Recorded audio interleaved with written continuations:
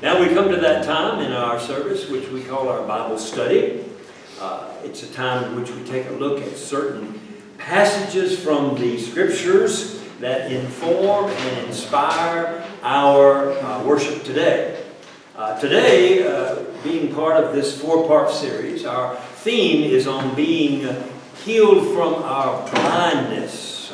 And so the Scriptures we're reading are informing us about blindness and what really is meant by being blind, and what is really meant about the blind seeing, and what is really meant about the blind being healed. These are all important things we need to understand if we are to be inspired by the Scriptures that we read about that.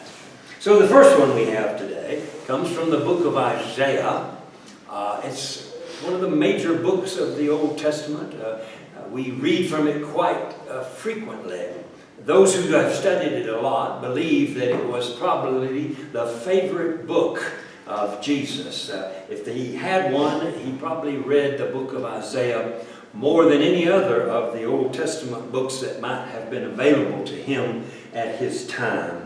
And there's a good reason for that, because Isaiah is that book in the Old Testament where everything changes. From the old ways of Genesis, Deuteronomy, Leviticus, all of those, it changes into a new understanding. No longer a God of wrath and punishment, but now a God who disciplines his children, yes, but because of his great love for us. And so Isaiah introduces this God of love who has come to save us in all kinds of ways.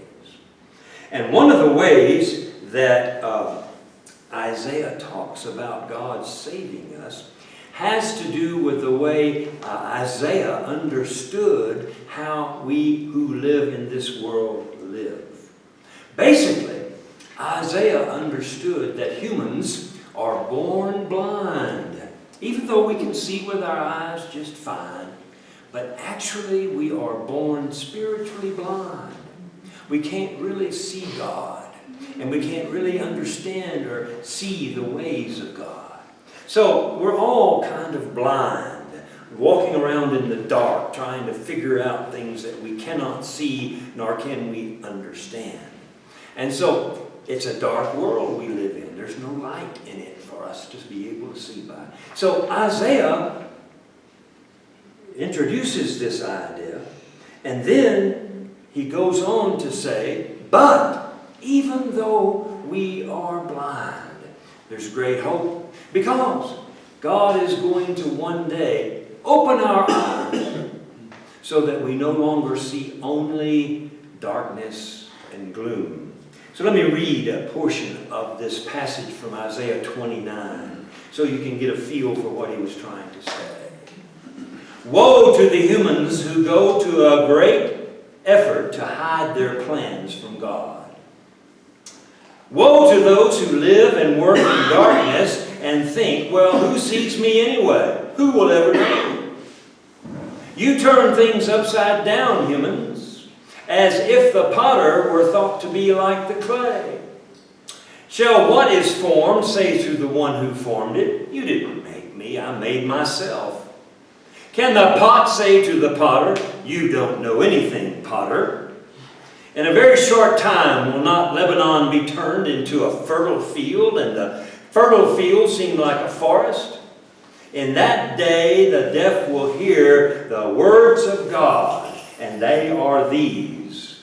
And this is our key verse. And out of gloom and darkness the eyes of the blind will see. There's the hope. Out of the gloom and the darkness the eyes of the blind will see. So now let's read that together in English, and then you have the Spanish there in your program.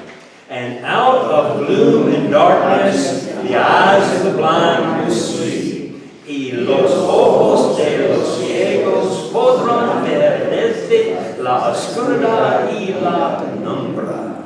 So this is the contribution that Isaiah makes to the Scriptures. Our natural state is to be blind, but our redeemed state is to see the things of God. So it's a very important idea that Isaiah introduces.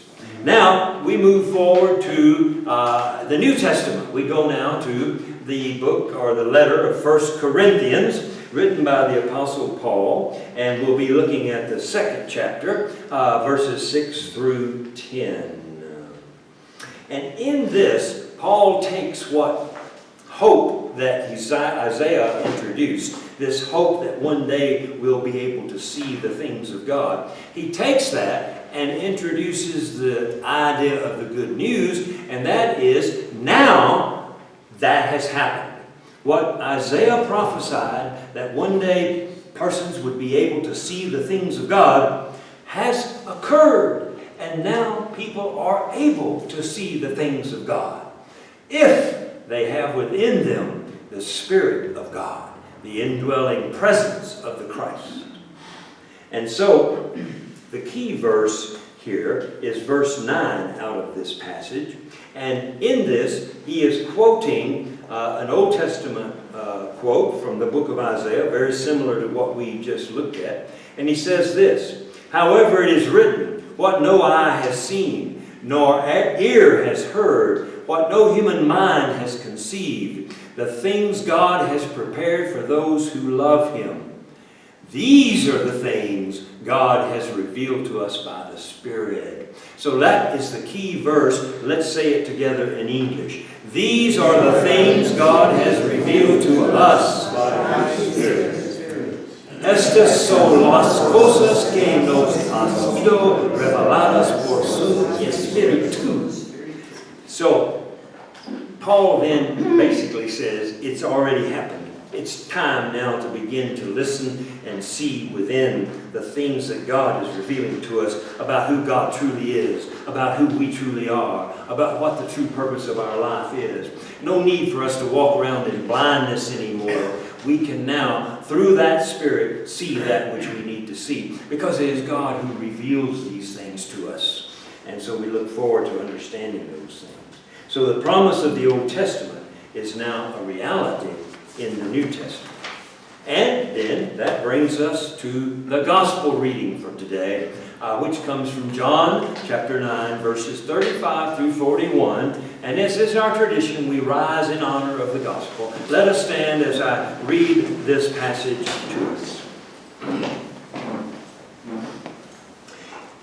A little introduction. It's a passage about Jesus finding this man in the temple who He healed. And this man was born blind. And so He finds him in the temple, and he says here, Jesus heard that they had thrown this man out of the temple. And when He found him, He said, "Do you believe in the Son of Man?" "Who is He?" the man asked. "Tell me so that I might believe in Him." And Jesus said, "You have now seen Him. In fact, He is the one who is speaking to you." Then the man said, "Well, Lord, I believe," and he worshipped Him. And Jesus said, "For judgment I have come into this world, so that the blind will see, and those who see will become blind." So the Pharisees who were with Him heard Him say this and said, "What? Do you think we're blind too?" And Jesus said, "Well, if you were blind, you would not be guilty of sin. But now that you claim you can see, your blindness remains." You may be seated, please. Our key verse is verse number 39. We'll read that again in English. "So that the blind will see, and those who see will become blind. Los ciegos verán, y los que quedarán ciegos." So, Jesus then sums it all up by saying this whole starburst of Christianity is about enabling the human race who thinks it can see to be able to actually see. And those who think they can see become blind because they really cannot see what they think they can see. So it then becomes clear that the Scriptures are enabling us to understand that this is the work of God in our life. This is the work of the power that is higher than us in this life.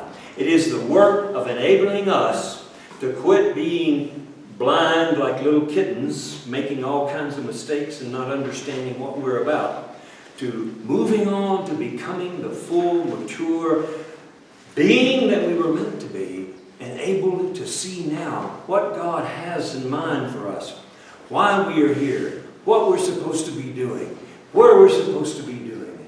This is the good news, and this is the summary of our Bible for today.